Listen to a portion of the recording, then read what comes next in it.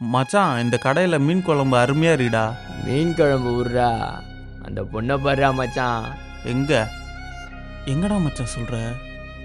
அங்க பாரு. ஆமாண்டா, செம்மையா இருக்கு. அஜித், அவனுங்க என்ன பேசுறானுங்கன்னு பாரு.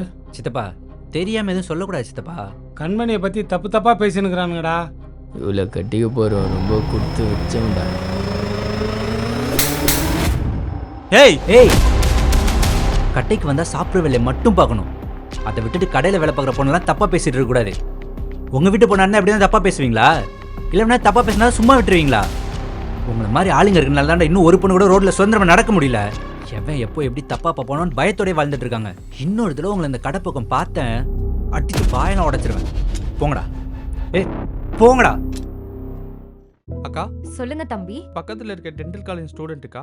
இப்போலாம் வர வர கேன்டீனில் சாப்பாடும் நல்லா இருக்க மாட்டேங்குது, சுத்தமாகவும் இருக்க மாட்டேங்குதுக்கா. நான் கூட ரீசன்ட் நியூஸ் பார்த்தேன். ஏதோ ஒரு ஊர்ல காலேஜ் பசங்க கேண்டீன் ஃபுட் சாப்பிட்டு கவலைக்கிடமா இருக்காங்கன்னு கேள்விப்பட்டேன். அதனால தாக்கா நாங்கள் இப்போ ஒரு முடிவு எடுத்திருக்கோம். இனிமே உங்கள் கடையிலே 2 வேளை சாப்பிட்டுக்கலான்னு இருக்கோம்க்கா. எங்களால் டெய்லியும் காசு கொடுக்க முடியாதுக்கா, ஆனால் மந்த்லி ஒரு அமௌண்ட்டாக உங்ககிட்ட கொடுத்துட்றோம்க்கா. சரிதான் தம்பி, ஆனா நாங்க இது வரைக்கும் இந்த மாதிரி மாசத்துக்கெல்லாம் காசு வாங்கினது இல்லப்பா. கொஞ்சம் பாருங்கக்கா, என்ன மாதிரி நிறைய பசங்க எங்கள் காலேஜ்லேருந்து இங்கே சாப்பிட வராங்கக்கா. சும்மா சொல்லக்கா, உங்கள் கடை சாப்பாடு ரொம்ப நல்லா இருந்துச்சுக்கா. அதனால தான் இனிமேல் உங்கள் கடையிலே சாப்பிட்டுக்கலான்னு எல்லாரும் முடிவு பண்ணியிருக்கோம்க்கா. நாளையிலேருந்து நீ நம்ம ஹோட்டல்லே சாப்பிட்டுக்கலாம். மாதம் மாதம் காசு கொடுத்தா போதும், சரியா? அண்ணா ரொம்ப தேங்க்ஸ்ண்ணா. நீங்கள் ஒன்றும் கவலைப்படாதீங்கண்ணா. நான் காலேஜில் இருக்க ஃப்ரெண்ட்ஸ் எல்லாத்தையும் கண்டிப்பாக கடையில் சாப்பிட சொல்கிறேங்கண்ணா. உண்மையிலுமே உங்கள் கடை சாப்பாடு சூப்பராக இருக்குண்ணா. சரிப்பா. ரொம்ப தேங்க்ஸ்ண்ணா. ஏங்க, இவங்கள நம்பலாமா? கரெக்டா காசு கொடுத்துருவாங்களா? படிக்கிற பசங்க கண்மணி, ஏமாற்ற மாட்டாங்க. அஜித், ஆ என்னாச்சு? ஒன்றும் இல்லை சித்தப்பா, நீ போய் வேலையை பாரு. என்னடா மாத்திரெல்லாம் போட்டுனுக்குற? என்னாச்சு? அதெல்லாம் ஒன்றும் இல்லை சித்தப்பா, நீ போய் அந்த இலை வந்துருச்சான்னு செக் பண்ணு. ஏய், என்னடா உடம்பு இப்படி சுடுது? ஜுரமா இருக்க போகுது. மாத்திரையை போட்டு போய் வீட்டில் ரெஸ்ட் ஏறா.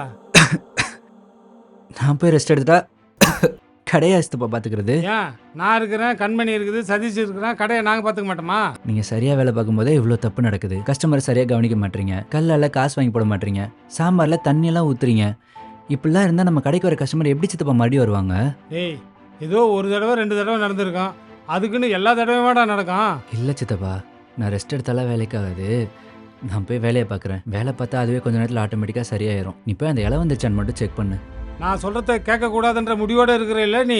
அப்படி இல்லை சித்தப்பா, இப்போதைக்கு நமக்கு இந்த கடையோட வேலை தான் நமக்கு முக்கியம். இப்போ நீ ஃப்ரீயாக விடு, நீ போய் வேலையை பாரு. அட போடா, உடம்பு பார்த்துக்கினா கேட்குறியா நீ?